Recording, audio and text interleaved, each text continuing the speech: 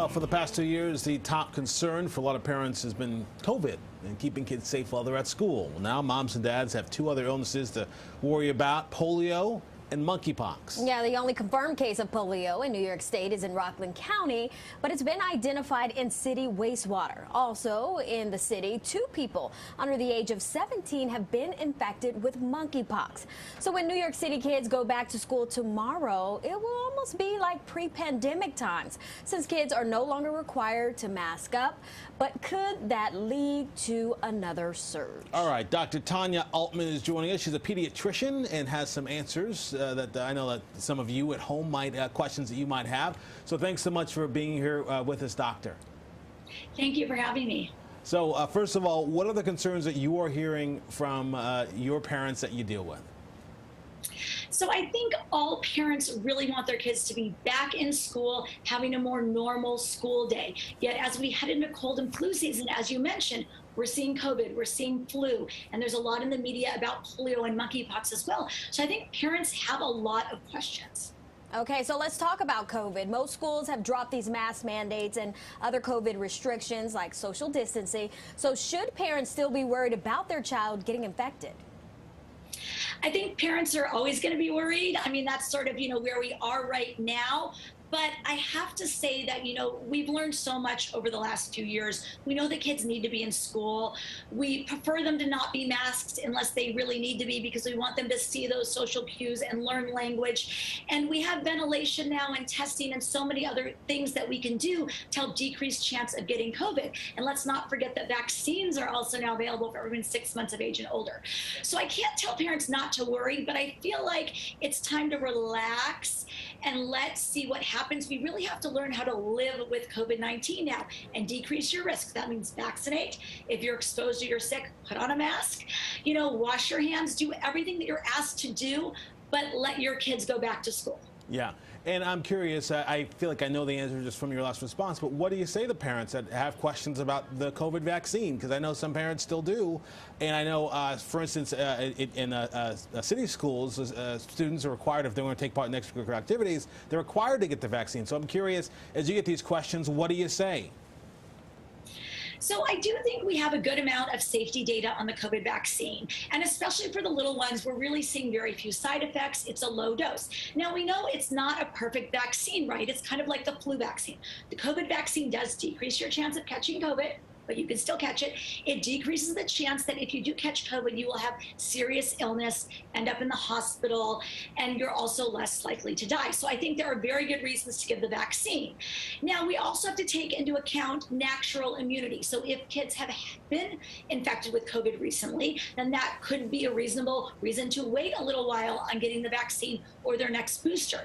Now that we've had vaccines for so long and most people have had COVID, at least once, there's a lot of factors that come into play. So it's important to talk to your pediatrician, and they can talk to you about the best time to get your child that vaccine or that booster.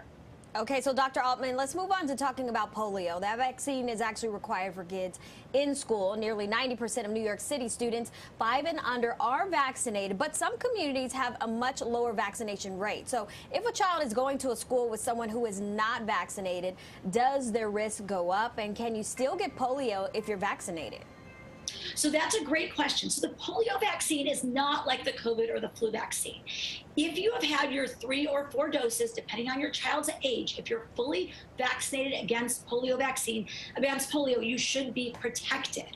So I'm old, I'm a mom, I had my vaccine 4 doses when I was young. Yes, I still have antibodies. I am still protected against polio. If you're not sure if you've had enough vaccines, if you're traveling abroad to areas that have high levels of polio, talk to your doctor, as there are some cases in teenagers and adults that we are giving an extra booster. But for most young kids who have been on schedule all along, they should be protected against polio. Okay, let's talk about monkeypox, because I remember reading a piece maybe a month or 2 ago talking about the concern that, look, when kids go back to school and if monkeypox gets into a school, it could spread like wildfire, because again, it's touching, again, contact sports, it's all these things that kids do. What do you think? I mean, could we have an issue? I know that some kids have already come down with monkeypox. Well, I think the school setting is very low risk for monkeypox transmission. That said, I'm not going to say there's no risk, right? Because we've heard that before, and then we've, as things progress in this country. But really, right now, it looks like you have to have prolonged, close contact and exposure with somebody that has active lesions or blisters. So all the cases of kids that we've seen so far in this country, it's my understanding, were from household contacts. So from mom or dad sharing bedding, sharing towels, cuddling with each other, and teenagers and adults who have had monkeypox were getting it from others that they were having close and intimate contact with.